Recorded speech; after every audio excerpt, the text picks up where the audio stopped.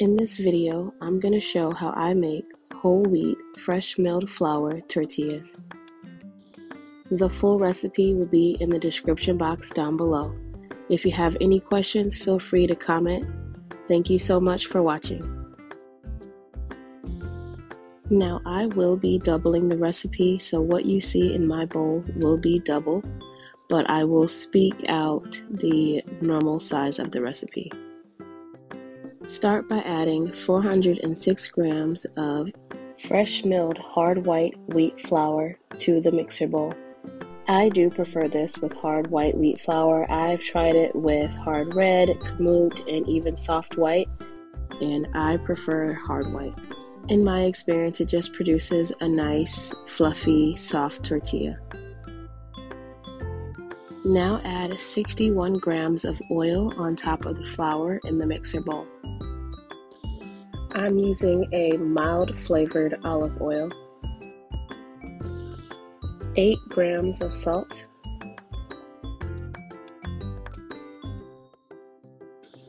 and 4 grams of baking powder. I'm using an aluminum-free baking powder. Now I just take a spoon and I make sure that everything is well incorporated into the flour and just break up some of the large clumps of oil and flour. I'm purposely leaving out my hot water at first. I like to add it in gradually, and so here I'm adding in 272 grams of hot tap water, and I'm adding it in slowly just to make sure that I don't add too much.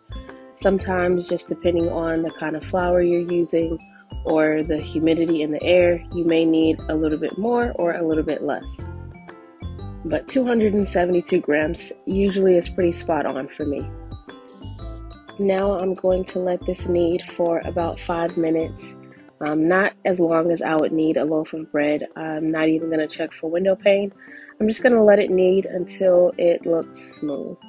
And so now you can see here the dough looks a lot smoother. Your dough may be slightly sticking to the bottom, and that is fine so long as when you touch it, it doesn't feel sticky. Sometimes that happens to me as well. When my water is very hot, the dough will still be sticking to the bottom of the bowl just slightly, and that is fine. Just make sure you feel the dough to make sure it doesn't stick to your fingers, and then you should be good to go. Now that my dough is done kneading, I'm going to take it out of the bowl and get straight into dividing my dough. Now I'm going to show how I divide my dough. Now sometimes I do just eyeball it if I'm in a hurry, but for the purposes of this video, I'm going to show how I measure the dough and divide it the fastest way I know how. And so I'm dividing mine into 24 portions, but if you are following the regular recipe and not doubling it, you can make from this dough 15 6-inch tortillas, 12 8-inch tortillas, or 10 10-inch tortillas. So I weigh the whole dough and then I'm dividing it by 24 since I'm making 24 tortillas, and that gives me roughly how much each tortilla will be. And since I'm making 6-inch tortillas, my dough is going to be roughly around 50 grams per tortilla. And then also let's take note of how I'm shaping these little balls. I just take it and I tuck in all the sides, and then I roll it up into a ball, and I'm putting it into an oiled pan. How you roll it into a ball is not very particular at all. It doesn't even have to be a perfect shaped ball. We just want to make it into a tight ball and then put it into a pan for it to rest. I also want to note that I am doing this immediately after kneading the dough. I've seen that some recipes tell you to wait 20 or so minutes after kneading. I've not found any difference, and so I shape mine immediately after, and it saves a lot of time. I also want to note that this pan that I'm using, all of my little dough balls are touching, and later I actually did end up separating them because when it's time to flatten out the tortillas. It actually can be a bit of a pain if they start sticking together. So I would not suggest putting them this close, and later you'll see that I did end up separating them. Once you have all of the dough balls in the pan, we're gonna allow this to rest for at least 20 minutes.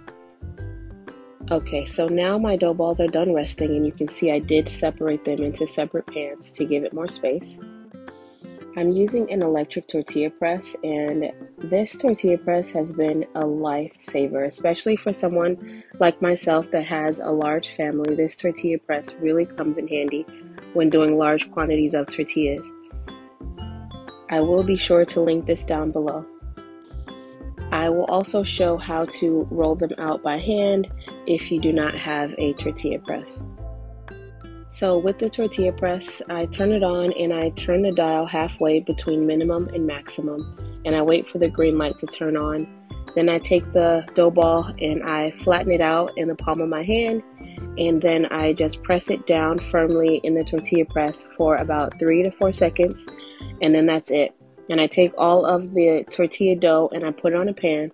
It is not fully cooked yet. I do still take it to my stove and use 2 pots to cook it twice as fast. That way you can cook it on this tortilla press, but I just choose not to because it's faster for me to just put 2 or 3 pans on my stove and cook more than one at a time. I really like this press because it steam presses it, and it ensures that the tortilla doesn't shrink back down like a lot of the other manual presses. And here is an alternate method of rolling it out. I'm using my double-sided dough roller and my baking mat. I'll link both of these down below. This does make it much easier to roll it by hand, and as you can see, I'm just rolling it out with the roller to the desired size. This mat is great because the tortillas do not stick at all to the mat. Now I'm going to show in real time how long it takes for the tortillas to cook. If you have your heat high enough, it should take about 30 seconds per side.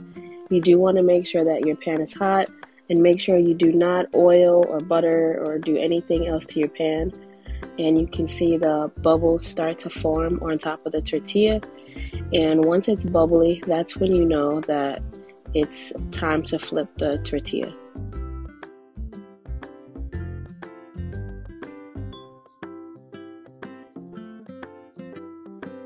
As I flip the tortilla, you can see that the whole tortilla is starting to puff up. This is a good indication that you have a nice, light and airy tortilla. Once the tortilla has lightly browned on both sides, I'm going to go ahead and take it out. I will take it out of the pan and put it into a large bowl that is lined with a light kitchen towel or a light cloth.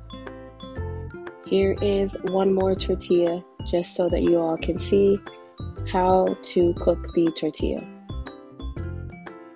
Again, it takes about 30 seconds per side, and I wait until I see some nice bubbles on top. And once I see some nice sized bubbles forming, I just check to see if it's brown under the bottom, and then I go ahead and I flip the tortilla.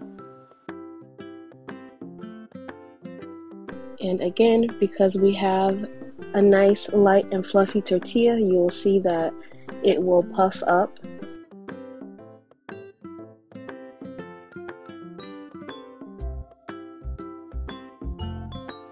And once it has a nice color on the bottom, I go ahead and I take it out and put that into my bowl.